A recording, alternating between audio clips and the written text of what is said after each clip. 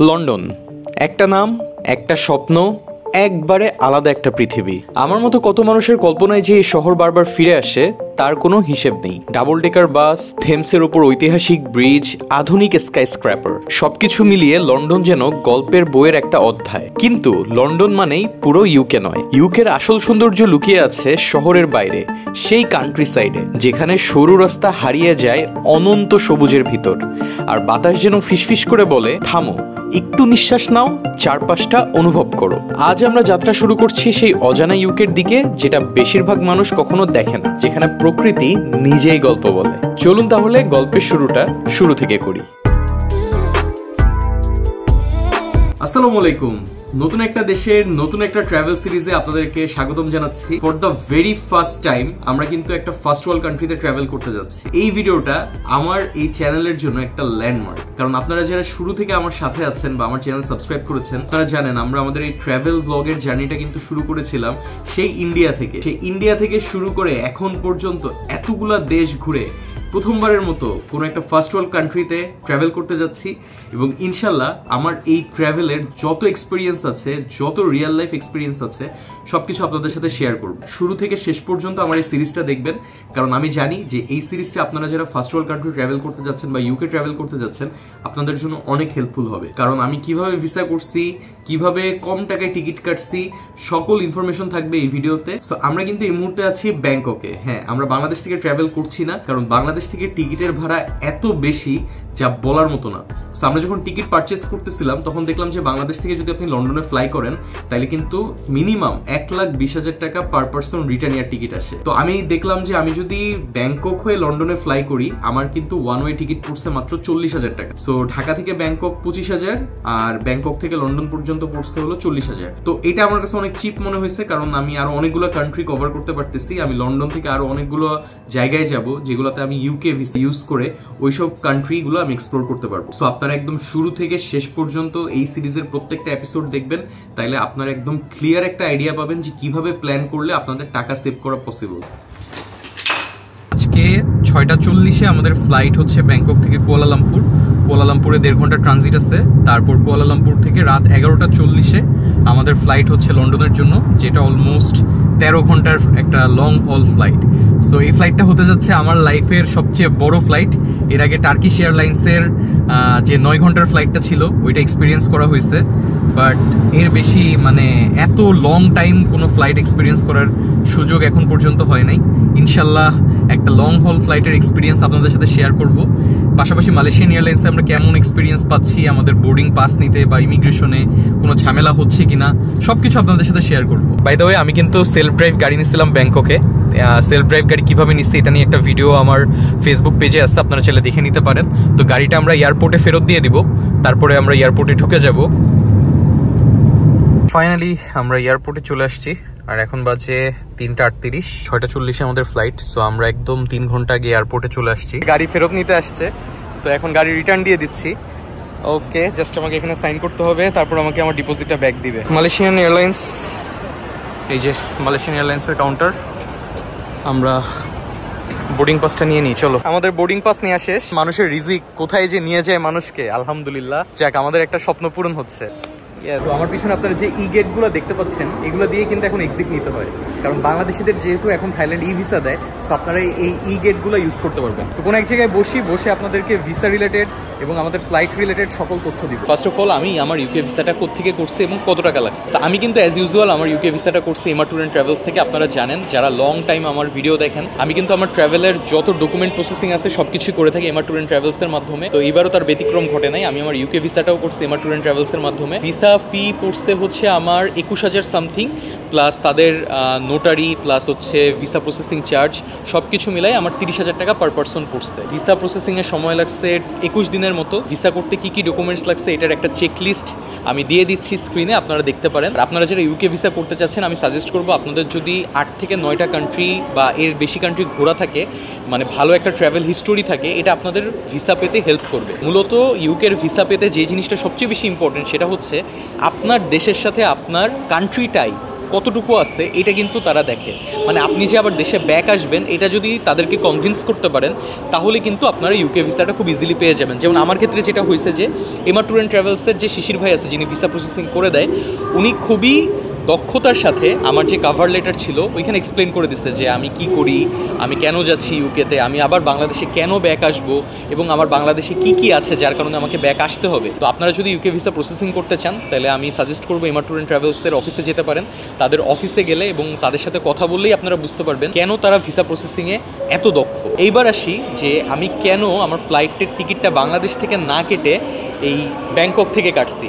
So Bangladesh থেকে আমি যখন ফ্লাইটের টিকিট চেক দিচ্ছিলাম আমি দেখলাম যে বাংলাদেশ থেকে 1,20,000 বা 1,30,000-এর নিচে কোনো ভাড়া নাই। আর আমি যদি ব্যাংকক থেকে ফ্লাই করি, ঢাকা থেকে ব্যাংককের ওয়ান ওয়ে ফ্লাইটের ভাড়া মাত্র 25,000 টাকা। ব্যাংকক থেকে আমি একবারে লন্ডনের হিথ্রো পর্যন্ত কাটছি 40,000 টাকা। আরও কিছু কান্ট্রি এখানে আমি অ্যাড করতে পারবো। যেমন আপনি যদি লন্ডন থেকে ইস্তানবুলে যান, আপনার কিন্তু যদি 20 কেজি লাগেজ সহ আমি যে টিকিটটা কাটছি এগুলো সম্পর্কে আমি পরে ইনফরমেশন আরও দিব আপনাদেরকে। বাট বলে রাখি যে আমি টিকিট কাটছি কিন্তু মাত্র 10,000 টাকায়, মানে দুইজনের আমাদের 20,000 টাকা কাটছে। আপনি চিন্তা করেন এদিকে হলো 40 আর 25 65 আর এদিকে 10 75। আর ইস্তানবুল থেকে আপনি চাইলে ইন্ডিগোর একটা ফ্লাইট আছে ঢাকায় আসতে পারবেন 25 থেকে 30,000 টাকায়। সো মোটামুটি 1 লাখ টাকার মধ্যে কিন্তু আপনি পুরো সার্কিটটা কমপ্লিট করতে পারতেছেন। আমি দেখছি যে ওয়ান ওয়ে করে টিকিট কাটলে মোটামুটি কম পড়ে। আমিও সাজেস্ট করবো আপনারা যদি এই রুটে ট্রাভেল করতে চান, এই হচ্ছে মোটামুটি টিকিটের একটা ছোট্ট হ্যাক্স যেটা আমি আমার অভিজ্ঞতার আলোকে আপনাদের সাথে শেয়ার করলাম। তো চলেন তাহলে এখন আমরা আমাদের ফ্লাইটের দিকে যাই। ব্যাংকক থেকে কুয়ালালামপুরের ফ্লাইট, ইকোনমি ক্লাস, কোনো স্ক্রিন নাই বাট লেগ স্পেস এনাফ আছে। আমাদের আর 7 মিনিটের মধ্যে প্লেন ছেড়ে দিবে। সো আমাদেরকে এখানে খাবারে দিচ্ছে চিকেন উইথ রাইস আর বাড়ি দিচ্ছে হলো fish with fried rice. So এখন বাজে 8:58 আর মালয়েশিয়ান টাইমে 9:58। অলরেডি আমরা ল্যান্ড করছি সেফলি আলহামদুলিল্লাহ। 1 ঘন্টা আছে আমাদের হাতে, খুব বেশি সময় নেই। আমাদেরকে যেতে হবে আমাদের নেক্সট ফ্লাইট ধরতে, যেটা হচ্ছে MH002 Kuala Lumpur to London Heathrow. And মজার ব্যাপার হচ্ছে আমরা নেক্সট যে ফ্লাইটে ফ্লাই করতে যাচ্ছি এটা কিন্তু ওয়ার্ল্ডের বড় প্লেনগুলোর মধ্যে একটা, যেটা হলো airbus A350। MH2 flight London Heathrow, এটার গেট নাম্বার হচ্ছে C35। C35টা হচ্ছে বাম দিকে। প্রথমে বলছি এটা কিন্তু অনেক বড় প্লেন, সো এটার আসলে চেকিংয়েও অনেক লাইন হবে, বোর্ডিংয়েও অনেক লাইন হবে যা বুঝতেছি। সো বিশাল বড় লাইন, আমরা লাইনে দাঁড়াইছি। আমরা থাইল্যান্ড থেকে আসার সময় 7-Eleven থেকে এই চিজ কেকটা নিয়ে আসছি। এটা আমাদের অনেক ফেভারিট একটা কেক। এটার দাম 39 বাত, 39 বাত, মানে বাংলাদেশি টাকা এখন প্রায় 150 টাকা। বাট এটা আমাদের এত মজা লাগে যে আমরা থাইল্যান্ড থেকে টেনে নিয়ে আসছি এটা। সো ফাইনালি আমরা সিকিউরিটি চেক কমপ্লিট করলাম। আর এখানে গেটে কিন্তু আমাদের ভিসা একটা আই থিঙ্ক ওটা লেজার টাইপের একটা লাইট দিয়ে কিন্তু আমাদের ভিসাটা অরিজিনাল নাকি এটা চেক করছে। সো এটা আমার কাছে অনেক ইন্টারেস্টিং লাগছে যে ওদের সিকিউরিটি কিন্তু অনেক স্ট্রং। তো যাই হোক, আমরা ফাইনালি আমাদের সব সিকিউরিটি চেক কমপ্লিট করে এখন ওয়েট করতেছি প্লেনে বোর্ড করার জন্য। ফাইনালি আমরা প্লেনে বোর্ডিং করে ফেলছি আর এখন বাজে 11:10। যেহেতু 13 ঘন্টার ফ্লাইট, অনেক লেগ স্পেস, মানে ইকোনমি ক্লাসে এত লেগ স্পেস আমি এর আগে কখনো পাই নাই। বড় একটা স্ক্রিন আছে, গ্লাসগুলোও মোটামুটি ক্লিয়ার আছে, সকালবেলার ভিউ দেখতে পারবো। আমরা এখন আছি কুয়ালালামপুরে, এইখান থেকে লন্ডন, মানে পৃথিবীর এক মাথা থেকে আরেক মাথায় যাব আমরা। And also আমরা টাইম ট্রাভেল করব। হ্যাঁ, লন্ডনে এখন কিন্তু 4:12 বাজে, বিকালে 4:13 বাজে, আর কুয়ালালামপুরে বাজে রাত 11:13। হেডফোন দিয়ে গেছে। যাক, 13 ঘন্টা এটাই আমাদের সঙ্গী। আমরা জার্মানির উপর দিয়ে যাব। হ্যাঁ, আমরা জার্মানির উপর দিয়েও যাব। আমরা বার্লিনের উপর দিয়ে এই লন্ডনে পৌঁছাবো। ইস, বার্লিনে ল্যান্ড করি।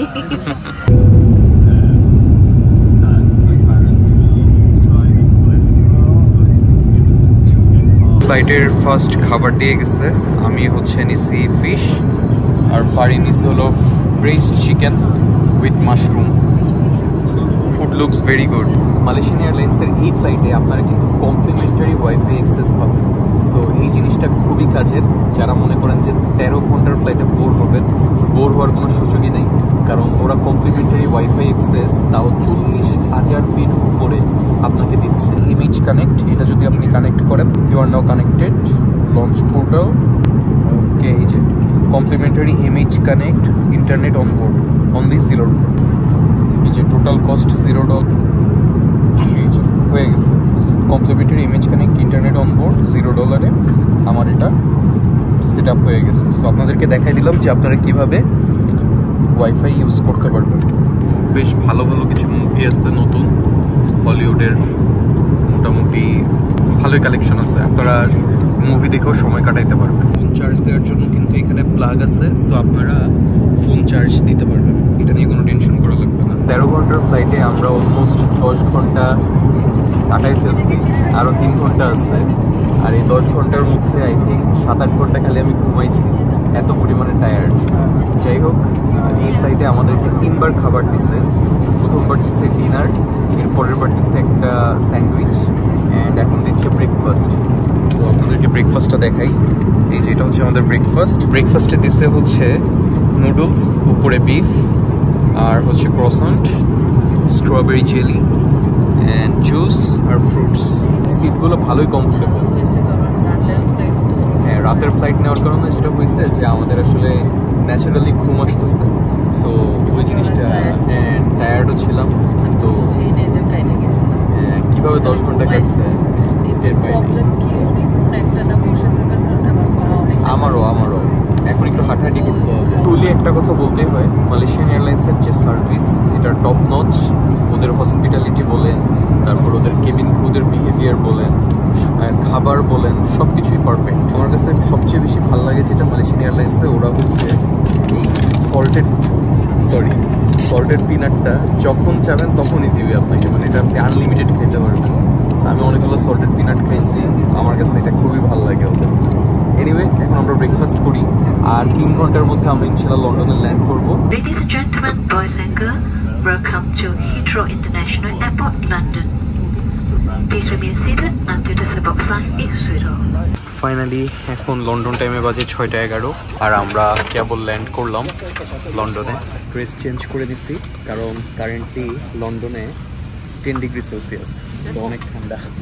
এই জন্য আমি হুডি পরে নিচ্ছি। যতটা প্যারা হবে ভাবছিলাম, জার্নিটা অত প্যারার ছিল না, মানে এনজয় করছি। ফার্স্ট লং হল ফ্লাইটের এক্সপিরিয়েন্স ইজ ভেরি গুড। ভিতরেই এত ঠান্ডা, জানি না বাইরে কী অবস্থা, খুবই ঠান্ডা লাগতেছে। আমি মালয়েশিয়ান এয়ারলাইন্সের এই ফ্লাইটটা ডেফিনেটলি রিকমেন্ড করবো। আপনারা যদি লন্ডনে আসেন তাহলে আপনারা মালয়েশিয়ান এয়ারলাইন্সের এই ফ্লাইটটা ট্রাই করতে পারেন। আমার কাছে তাদের সার্ভিস টপ নচ লাগছে। এখন আমরা ইমিগ্রেশনের দিকে যাব, আমাদের ইমিগ্রেশন এক্সপিরিয়েন্স কেমন হয় সব কিছু আপনাদেরকে জানাবো, প্লাস আমাদের লন্ডনে কি প্ল্যান, আমরা কি করব, সব কিছু আস্তে আস্তে আপনাদের সাথে শেয়ার করবো। সো চলেন আপাতত আমরা ইমিগ্রেশনের দিকে যাই, লেটস গো। এই যে এখানে সাইন দেওয়া আছে, যাদের অস্ট্রেলিয়া, তারপরে হচ্ছে ইউএস, সিঙ্গাপুর পাসপোর্ট, তাদেরকে বলছে এদিকে যেতে, আর অল আদার পাসপোর্টস হচ্ছে এইদিকে যাওয়ার জন্য। ফাইনালি আমরা ইমিগ্রেশন ক্রস করলাম, অ্যান্ড আমাদের ইমিগ্রেশনের এক্সপিরিয়েন্স খুবই স্মুথ ছিল। আমাদেরকে জাস্ট জিজ্ঞেস করছে আমি কি করি, তারপর আমি বললাম যে আমি ট্রাভেল কন্টেন্টস বানাই, বাংলাদেশে আমার বিজনেস আছে। সো আমার ইউটিউব চ্যানেল দেখলো, তারপরে আমি কি বিজনেস করি সেটা দেখলো, তারপরে আমার রিটার্ন টিকিট দেখলো। সো আমার রিটার্ন টিকিট কাটা আছে ইস্তানবুলের, বাংলাদেশের রিটার্ন টিকিট আমি এখনও কাটি নাই, ইস্তানবুল পর্যন্ত আমার টিকিট করা আছে। সো আমি ওইটাই দেখাইছি।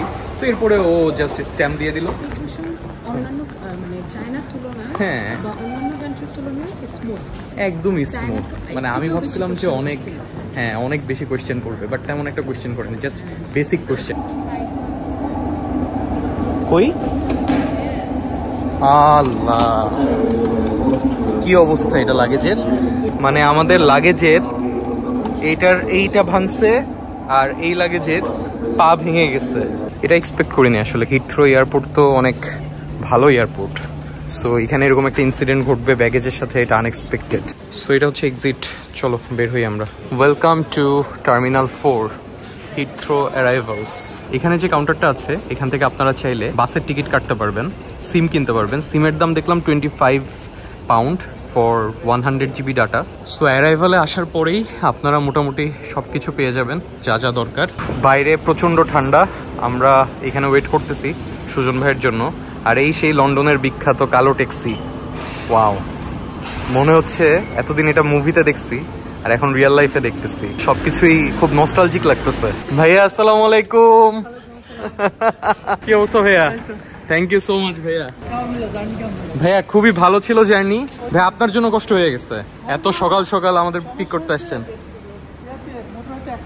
ও আচ্ছা, যাক ভাইয়া ভালো লাগতেছে যে আমরা বাংলাদেশে কুষ্টিয়াতে একসাথে ঘুরছিলাম, এখন লন্ডনেও ইনশাল্লাহ একসাথে থাকবো, ঘুরবো, এটাই ভালো লাগতেছে। 1150 ও মাই গড, আর 1 ঘন্টা হলো 14.5 পাউন্ড। ভালো এক্সপেন্সিভ, কারণ যদি 2-3 ঘন্টা লেগে যায় 22 পাউন্ড শেষ শেষ শেষ। ফাইনালি এখন বাজে 7:34 লন্ডন টাইম, আর আমরা গাড়িতে উঠে গেছি। এখন আমরা যাব লুটনে সুজন ভাইয়াদের বাসায়। ভাই এগেন থ্যাংক ইউ, এত সকাল সকাল কষ্ট করে আসছেন। অনেক ঠান্ডা ইউকেতে, এটা ঠান্ডা ছিলাম কই চিন্তা করেন, আমরা ছিলাম কত ডিগ্রি সেলসিয়াস, ওইখান থেকে এখন 10 ডিগ্রি সেলসিয়াস, 35-39 ডিগ্রি সেলসিয়াসে ছিলাম। কতক্ষণ লাগবে ভাই আমাদের লুটনে যেতে? লুটনে যেতে আমাদের লাগবে অ্যারাউন্ড 1 ঘন্টার কিছু বেশি লাগবে, এখন ট্রাফিকের উপরে নির্ভর করবে। ফার্স্ট আমরা ইউকের রোডে উঠলাম এন্ড চারপাশের পরিবেশ দেখতেছি, আকাশ একদম গ্রে স্কাই, আর এই পাশগুলোতে দেখেন কি সুন্দর লাগতেছে গাছগুলা, মানে ফল শুরু হয়ে গেছে অলরেডি। আর এখন কিন্তু বাজে 7:37, বাট স্টিল দেখেন অন্ধকার অন্ধকার টাইপের। তো সুজন ভাই যেটা বলতেছিল যে উইন্টার আসলেই নাকি এরকম সকাল হইতে অনেক টাইম লাগে, আর যদি আমরা সামারে আসতাম তাহলে 5টার দিকেই একদম ফুটফুটে আলো পাইতাম আর কি। সামারে হচ্ছে দিন বড় রাত ছোট। ও এখানে সন্ধ্যা হয় কয়টার দিকে ভাই? এখন সন্ধ্যা হয় এই মোটামুটি মানে 4টা-5টার দিকে। এটা আরো কমে যাবে। ডিসেম্বর আসতে আসতে এটা 4টার সময় অনেক তাড়াতাড়ি। আমরা যারা ট্রাভেল করব তাদের জন্য এটা অসুবিধা। আল্লাহ, সামারে আবার কাহিনী পুরাই উল্টা। সামারে হলো অনেকক্ষণ সানলাইট থাকে। সামারে হচ্ছে তোমার সন্ধ্যা লাগবে রাত 10টায়। আচ্ছা, 9:30, 10টা, 10:15 এরকম সন্ধ্যা লাগবে। আচ্ছা, আমার ভিডিও যারা দেখতেছেন সেই ইন্ডিয়া থেকে শুরু হয়েছে, এখন আমরা আস্তে আস্তে ইউরোপের দিকে আগাচ্ছি। থ্যাংক ইউ সো মাচ যারা আমার চ্যানেলে সাবস্ক্রাইব করছেন, আর যারা নতুন দেখতেছেন প্লিজ সাবস্ক্রাইব করে দিন, যেন আপনাদেরকে এরপরে ইউরোপ ট্যুরও দেখাইতে পারি ইনশাআল্লাহ। আর আমরা ইউকেতে কি কি করব না করব সবকিছু আপনাদেরকে জানাবো। এখন আপাতত আমরা আগে সুজন ভাইদের বাসায় যাই, তারপর ধীরে সুস্থে আপনাদেরকে আমাদের ফুল প্ল্যানিং বলবো।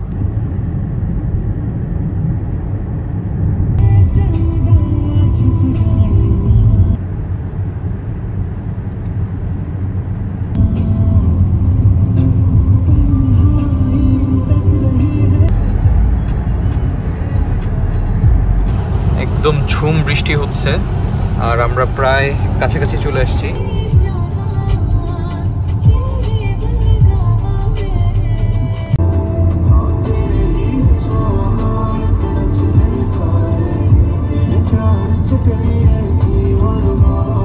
মিনিটের মতো, 9টার মধ্যে আমরা পৌঁছে যাবো ইনশাল্লাহ। উইন্টারের টাইমটা ইউকেতে প্রচুর বৃষ্টি হয় না ভাই? আমরা লুটনে ঢুকে গেছি না?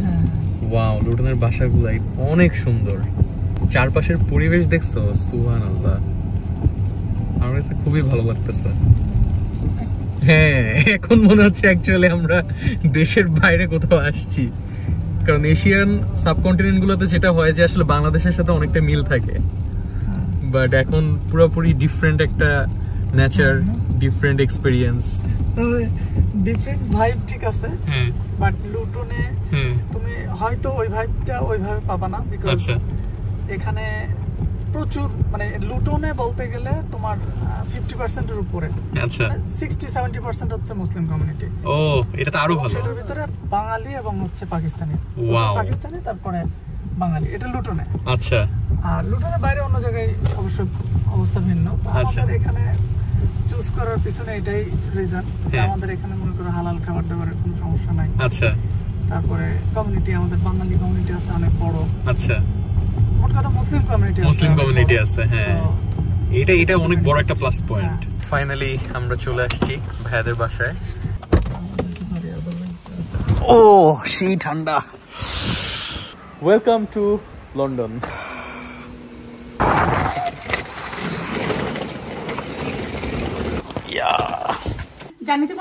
না আপু, কোনো কষ্ট হয় নাই। আপনাদেরকে thank you so much, specially Sujan ভাইয়াকে। ভাইয়া এত সকাল সকাল যে আমাদেরকে পিক করতে গেছে।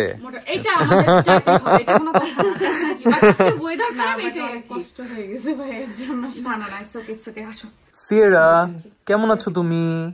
সে একটু ঘুম থেকে ওঠার পরে শাই বেবি হয়, একটু পরে ঠিক হয়ে যাবে, বাট হ্যাঁ একটু পরে ফ্রেন্ডশিপ হয়ে যাবে আমাদের সাথে। সো এটা হচ্ছে সেজার রুম যেটা আমরা দখল করছি, আর এটা হচ্ছে আমাদের রুম থেকে ভিউ। ওয়াও সুবহানাল্লাহ, খুবই সুন্দর। এখানে হচ্ছে এটা ওয়াশরুম। ওয়াও, এইটার ভিউ তো অস্থির। এটা ফ্রন্ট সাইড না? আমরা কি ব্যাক সাইড দিয়ে ঢুকছি? ও ও আচ্ছা আচ্ছা আচ্ছা, ফ্রন্ট সাইড অনেক সুন্দর। বেডরুম খুবই এখনো ঘুমাইতেছে।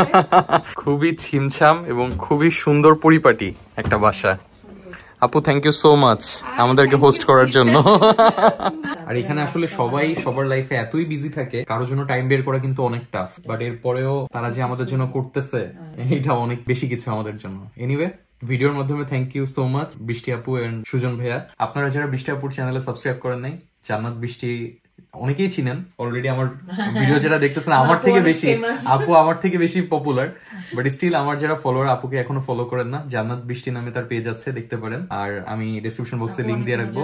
হ্যাঁ, আপু অনেক মজার মজার রান্না করে, আমরা ইনশাআল্লাহ তার মজার মজার রান্না খাবো। বাই দ্য ওয়ে, একটা স্পেশাল থ্যাঙ্কস জানাতে চাই আমাদের ওয়ার্ড্রোব পার্টনার প্যারেলকে। Parrel is a 100% made in Bangladesh brand, bringing you luxury quality T-shirts, cargo pants and twin chinos, all at globally affordable prices. এই পুরো ট্যুরে আমি ব্যক্তিগতভাবে প্যারেলের প্রোডাক্টস ব্যবহার করেছি and honestly I am highly satisfied with the comfort and quality. এই মুহূর্তে প্যারেলের ওয়েবসাইটে চলছে দারুণ কিছু exciting offers, so don't miss out. Visit their website and upgrade your style with প্যারেল। আমরা বের হয়ে গেছি আজকে লুটন এক্সপ্লোর করার জন্য, আর আমার পিছনের পরিবেশটা জাস্ট দেখেন, একদম ব্লু স্কাই, হালকা ঠান্ডা বাতাস হচ্ছে, weather is like 10 degree Celsius. So খুব ভালো লাগতেছে পরিবেশটা, একদম ঘোরাঘুরির জন্য পারফেক্ট একটা ওয়েদার। আজকে থেকে আমাদের ঘোরাঘুরি স্টার্ট হচ্ছে। সো এখন বাজে সকাল 11টা, আমরা বের হচ্ছি লুটন এক্সপ্লোর করার জন্য। আজকে আমরা সিয়েরার সাথে ঘুরবো। Sierra, let's go let's go. Just আশেপাশের ভিউ দেখেন, সুবহানাল্লাহ। এই যে গাছের পাতাটা আমার কাছে এত মারাত্মক লাগতেছে, আমি আসলে এরকম ফল সিজনে কখনো ইউরোপিয়ান কান্ট্রি ট্রাভেল করি নাই। এই পাতাগুলোর যে কালার খুব সুন্দর লাগে, তাই না? আর যে কম্বিনেশন, সুবহানাল্লাহ সুবহানাল্লাহ। ভাই আমরা কোথায় যাচ্ছি আজকে? আমরা যাব হচ্ছে ডাউনস্টেবল ডাউন আর লুটন হো। সামারে যাই ওখানে, বাট আমি জানি না যে এখন কেমন ইয়ে হবে, কি অবস্থা দাঁড়াবে ওখানে। ওকে চলো। সিয়েরাকে হচ্ছে বেবি সিটে বসানো লাগবে। এখানে আসলে বাচ্চাদেরকে সবসময় বেবি সিটে বসায় তারপরে ট্রাভেল করতে হয়। Sierra, are you ready? You're ready? Wow. 20 minutes drive. So আমরা যেখানে আছি এখান থেকে 20 মিনিটস ড্রাইভ। জায়গাটার নাম কি বললেন ভাইয়া?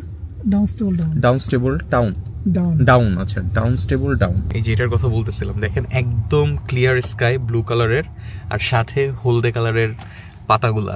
আমাদের কাছে তো ভাই এটা দেখতে ভালোই লাগতেছে। আপনাদের কাছে কেমন লাগে ফলের টাইমটা? আমাদের কাছে ফলের টাইমটা ভালো লাগে না, বোরিং লাগে। কারণ সামারে অনেক বেশি সুন্দর ইউকে না? সামারে নাকি অনেক সুন্দর। সবাই আমাকে একই কথা বলছে যে আপনি সামারে কেন আসলেন না। আসলে আসার সুযোগ নাই, সুযোগ হয় নাই, এখন সুযোগ হয়েছে এই জন্য আসছি। ইনশাল্লাহ আল্লাহ যদি কখনো চায় সামারের ইউকে দেখতে কেমন ওইটাও দেখবো। আমরা এশিয়ার ভিতরে যে কয়টা কান্ট্রিতে ঘুরছি সামারেই ঘুরছি, আবার উইন্টারও দেখছি অনেক জায়গায়, বাট এরকম টাইপের ফল ভাইবটা কোথাও পাইনি। এই জন্য আমাদের কাছে খুব ভালো লাগতেছে, কারণ আমাদের এশিয়ার কান্ট্রিতে তো ফল ওইভাবে হয় নাই। হ্যাঁ, পাতার কালার এরকম হয়ই না। সামারের ভেতরে হ্যাঁ হয়তো এক সপ্তাহ বা 10 দিন এরকম যাবে হচ্ছে 30 আপ। খুব গরম লাগে ওই সময়। আচ্ছা, ওই সময় আসলে মনে করছে সবাই বারবিকিউ টারবিকিউ নিয়ে এখানে ওখানে যাওয়া, বিচে টিচে ঘোরা। মানে আমাদের দেশে হলো শীতকালে সবাই বারবিকিউ করে, আর এখানে হলো সামারে। তো এখানে বারবিকিউ করার জন্য মোবাইলে ওয়েদার ফরকাস্টে দেখি যে অমুক দিন টেম্পারেচার আছে। ও আচ্ছা, সো গেট টুগেদার করা যায়। আচ্ছা আচ্ছা আচ্ছা। কেমন লাগছে তোমার আন্টি আঙ্কেলদের সাথে ঘুরে? তোমাকে খুব সুন্দর দেখাচ্ছে। You look very cute. Thank you, uncle. Welcome. Wow, এত সুন্দর। সুবহানাল্লাহ সুবহানাল্লাহ। দুই পাশে গাছের পাতা ঝরে পড়তেছে, আর মাঝখান দিয়ে একদম ক্লিন রোড। আমরা এখন এমন একটা রাস্তায় আছি, মানে রাস্তাটা একদমই পুরো পাহাড়ি রাস্তা, আর ডান সাইডের ভিউটা জাস্ট দেখেন। সুবহানাল্লাহ, ওয়াও। আমি তো এক্সপেক্টই করি নাই যে এরকম ওয়েদার পাবো। আপনারা তো দেখছেন ভিডিওতে যে কিরকম ওয়েদার ছিল। আমরা এখানে গাড়ি পার্ক করব। এখান থেকে পুরো লুটন দেখা যায় না? না লুটন হচ্ছে এই পাশে, আচ্ছা, এটা ডাউনস্টেবল। ডাউনস্টেবল আছে। ও মেঘের ছায়া দেখা যাচ্ছে। হ্যাঁ এই যে এটা হচ্ছে ওই যে প্লেন যেটার কথা। হ্যাঁ হ্যাঁ হ্যাঁ হ্যাঁ, ও প্রাইভেট প্লেন উড়ানো যায়। আচ্ছা, এটা বলতেছিল ভাইয়েরা যে এখানে যদি আপনি চান তাইলে কিন্তু প্রাইভেট প্লেন উড়াইতে পারবেন। ওরা ফার্স্টে হচ্ছে 1-2 ঘন্টার একটা ট্রেনিং সেশন করে, তারপরে আপনি চাইলে নিজেই প্লেন উড়াইতে পারবেন। সো সেই ক্ষেত্রে মনে হয় 200 পাউন্ড পার পার্সন লাগে, বাট এটা এখন অফ আছে, এটা সামারে হচ্ছে চালু থাকে। ও রে, যে পরিমাণে বাতাস এখানে, অনেক বাতাস, অনেক। ও ফার্স্টে বুঝিই নাই যে এখানে এত পরিমাণে বাতাস। মানে সামারের সময় কিরকম বাতাস থাকে? সামারের সময় বাতাস থাকে, কিন্তু ওই বাতাসটা তো ঠান্ডা লাগবে না। হ্যাঁ, এই জায়গাটার নাম হচ্ছে ডাউনস্টেবল ডাউন। আর আমার পিছনে আপনারা পুরো একটা ভ্যালি দেখতে পাচ্ছেন। এটা লুটনের পাশের একটা শহর, আমরা লুটনে আছি। সো লুটনের পাশের শহরের নাম নাই হচ্ছে ডাউনস্টেবল। আর এখান থেকে ভ্যালিটা দেখতে এত চমৎকার লাগতেছে। বাট ভাইয়ারা যেটা বলতেছিল যে এখানে নাকি সামারে আসলে গাড়ি পার্ক করারই জায়গা পাওয়া যায় না, খুব টাফ। বাট এখন দেখেন এখানে কিন্তু পুরাই ফাঁকা। আচ্ছা, আর এখন হাতে গোনা কয়েকটা গাড়ি আছে জাস্ট। চিন্তা করছিলাম এখানে ড্রোন উড়ানো যাবে, বাট এত পরিমাণে বাতাস মানুষ উড়াই নিয়ে যাচ্ছে। ড্রোন উড়াইলে তো ড্রোনও উড়ে যাবে এখানে। সো ড্রোন উড়াইতে পারতেছি না আনফর্চুনেটলি। জাস্ট আপনারা ক্যামেরার ভিউতে যতটুকু দেখতেছেন আমি জানি না বুঝতেছেন কি না, বাট জায়গাটা সুবহানাল্লাহ অনেক সুন্দর। সো আপনারা যদি লুটনে আসেন ডেফিনেটলি এই জায়গাটা ভিজিট করবেন। যে পরিমাণে বাতাস, এর থেকে বেশি থাকা আর সম্ভব না। শেটল্যান্ডে আরো প্রচন্ড বাতাস। ও মাই গড। এখানে গাড়ির ইন্স্যুরেন্সের ইয়েতে বলা আছে যে ইন্স্যুরেন্সে সবকিছু কভার্ড, শুধুমাত্র বনেট যদি উড়ে যায় তাহলে সেটা কভার্ড না। কারণ এটা উইয়ার্ড, বনেট উড়ে যায়, এত বাতাস, প্রচন্ড বাতাস। আচ্ছা, তাও আমরা যখনই নামছি গাড়ির বনেট প্রচন্ড ইয়ে করে ধরে রাখছি, মানে ডালা আর কি, সরি বনেট বলতেছি, ডালা। তো তারপরও আমাদের কাছে বাতাস বেশি মনে হচ্ছে। আর পরে যখন আমরা ওখানে আমাদের যেই ক্যাম্পার ভ্যানটা নিছিলাম, ওটার যে ওনার ছিল, ওকে যখন জিজ্ঞেস করছি যেখানে কি সবসময় সারা বছরই এরকম বাতাস, তো বলছে যে তুমি বাতাস কোথায় পেলে? মানে ওদের কাছে এটা বাতাস না, বলছে এটা তো ব্রিজ, সফিস্টিকেটেড উইন্ড। মানে আমরা উইন্ডে জিজ্ঞেস করছি ইটস টু উইন্ডি, তো বলছে না it's not wind, it's bridge. Nice, ভালো একটা টার্ম শিখছি। এতক্ষণ আমরা ব্রিজের ভিতরে ছিলাম, এটা উইন্ড না। অলরেডি 12টা বাজে, রাইট। যাই রেডি হয়ে আমাদের নামাজে যাওয়া লাগবে। ওকে, আমরা লুটন হতে যাইতে হলে ওখানে 20 মিনিট ড্রাইভ, দেন ওইখানে যাইতে কিছু সময় লাগবে। হ্যাঁ, আমাদের বাসায় যেতে আরো টাইম লাগবে। হ্যাঁ, নামাজের টাইম হয়ে যাবে। ওকে, সো এখন আমরা অলরেডি এখানে অনেক বেশি সময়, হ্যাঁ বিকালের দিকে আমরা ইনশাআল্লাহ বাকি স্পটগুলো ঘুরবো। শরতের লন্ডন মানেই যেন রঙের উৎসব। রাস্তায় যেতে যেতে মনে হচ্ছিল প্রাচীন কোনো সিনেমার ভিতর দিয়ে চলেছি। গাছের পাতাগুলো নরম করে ঝরে পড়ছে, আর প্রতিটা মোড়ের পিছনে যেন নতুন কোনো দৃশ্য লুকিয়ে আছে। ভ্রমণকারীদের জন্য এই সময়টা একদমই অন্যরকম, যেন সিটিস্কেপ আর নেচার দুইজন মিলে একসাথে একটা গল্প বলার চেষ্টা করছে। সো উজু করে আমরা আবার বের হয়ে গেছি, 12:35 বাজে। এখন আমরা একটা মসজিদে যাব। প্রচুর পরিমাণে এখানে আসলে পাকিস্তানি আর ইন্ডিয়ান, বাংলাদেশি সব আছে। মাথায় টুপি দিয়ে কিন্তু নামাজ পড়তে যাচ্ছে, মহিলারাও এখানে হিজাব পড়তেছে। মানে এখানের কমিউনিটিটা বেশ স্ট্রং কমিউনিটি মুসলিম। আমরা কি এখানেই যাবো? না, আমরা এটাতে যাব। এটা হলো মসজিদ আল কুরাবা। দেখো এটা একটা মসজিদ, আমি তোমাকে দেখাই, এই রোডটাতে দেখো। আমরা কিন্তু ওই যে মোড়ে যেখান থেকে একটা গাড়ি আমাদের সামনে ঢুকে, ওটা কিন্তু আরেকটা মসজিদ, জালালাবাদ। ওটা আরো অনেক বড় মসজিদ। আচ্ছা, এটা একটা মসজিদ। হ্যাঁ, সামনে আরেকটা আছে মনে হয়। এটা একটা মসজিদ। ও, এটা একটা মসজিদ। আচ্ছা, এই যে এটা। আচ্ছা আচ্ছা আচ্ছা, ও হ্যাঁ, এটা ছোট। আচ্ছা, কোকনি মসজিদ, কোকনি, এই যে কোকনি কমিউনিটি লুটন। ও, কোকনি কমিউনিটি লুটন। আচ্ছা, আর আমরা যাবো এই যে সামনে, এখানে এটা মসজিদ আছে এরকম যে চার্চ কনভার্ট হয়ে পরবর্তীতে মসজিদ, মানে চার্চটা ইউজ হয় না, ওখানে আসে না। সো পরে কাউন্সিলের থেকে চার্চ কিনে নিছে। আচ্ছা, 12:50 নামাজের সময় হয়ে গেছে, বেশিক্ষণ লাগে নাই। মজার বিষয় হচ্ছে যে এই যে এটা হচ্ছে সেন্সবেরি, পাশে এটা লিডল। এই বোথ পার্কিং তুমি একটা বাসতে দেখবে দুইটারই পার্কিং ফুল। 90 মিনিটস হচ্ছে ফ্রি, বাট স্টিল ফ্রাইডেতে জুম্মার সময় তুমি গাড়ি রাখলে কোনো টিকিট বা কোনো কিছু। ও আচ্ছা, মানে ফ্রাইডেতে সবার জন্য ফ্রি। এবং ইভেন গাড়ির রাস্তায় আসার সময় দেখুন না, রাস্তার পাশেও যে অনেক পার্কিং করে রাখা। তো এটা করে রাখার অনলি রিজন হচ্ছে এটা যে ফ্রাইডেতে নামাজের সময় তুমি যেখানে সেখানে গাড়ি রেখে নামাজে চলে। ও বাহ problem। বাহ এই জিনিসটা দেখো অনেক আন্ডারস্ট্যান্ডিং সুন্দর একটা মানে লিখিত না, বাট কাউন্সিল এটাকে মানে খুব সুন্দরিয়া ভাবেই দেখে যে না এই সময় টিকিট দেওয়া যাবে না, লোকজন আসুক নামাজ না। এটা আসলে দেশের বাইরে মুসলিমদেরকে খুবই ভালো প্রায়োরিটি দেওয়া আর কি, যেটাকে বলে। নাইস। সো আমরা গাড়ি পার্ক করে ফেলেছি এখানে।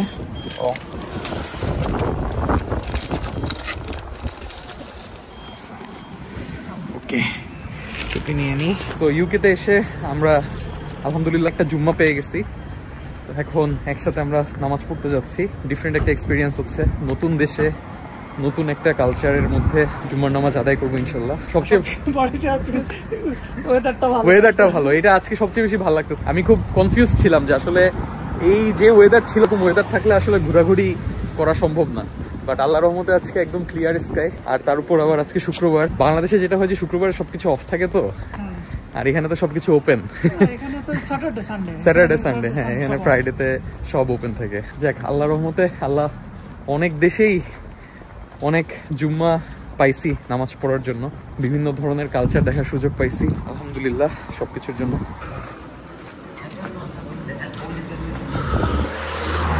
Everything has to be posted, and I need to get more hits and everything that people have.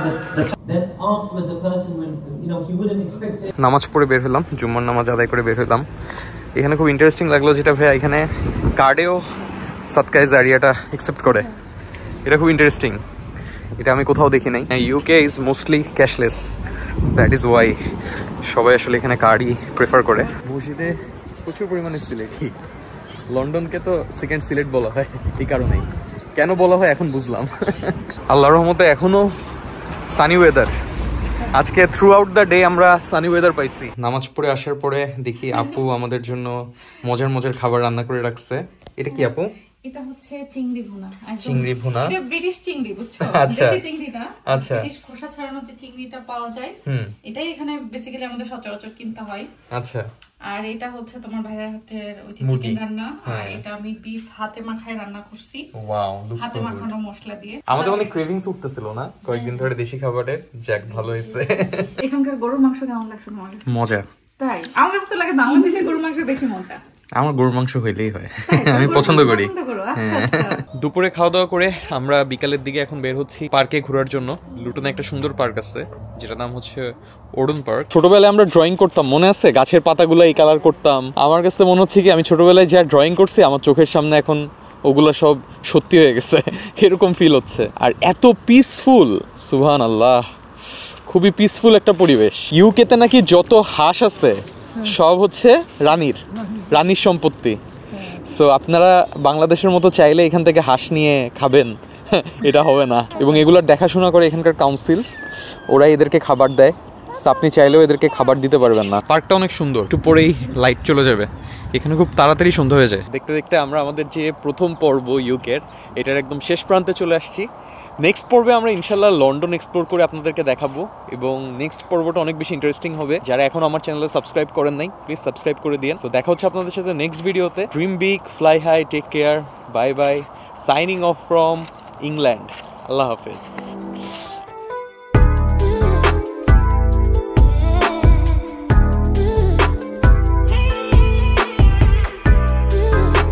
আপু আমাদের জন্য তার হাতের স্পেশাল পাস্তা বানাইছে।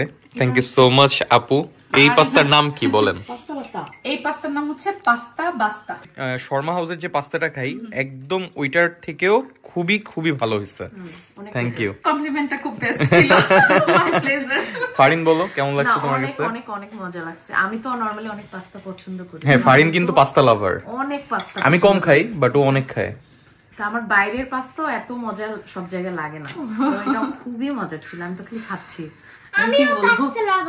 তাই এই পাস্তাটা কি তোমার ফেভারিট? এটা হলো সেজার নাকি ফেভারিট? আর ভাইয়েরা তো খুবই লাকি, এই পাস্তা অহরহ খেতে পারেন। আমি একটা কল করে cheesy pasta, wow. To be honest, আমার হাতের এই পাস্তাটা একবার যে খাই, সে আমার বাসায় দাওয়াতে কখনো আসলে আমাকে আগে থেকে ফোন করে বলে যে ওই পাস্তাটা কি খাওয়া যাবে, মানে ওইটা খাওয়াতে হবে। এরপর থেকে আমরা আসলে আগে বলবো আপু পাস্তাটা কি আমরা খাবো।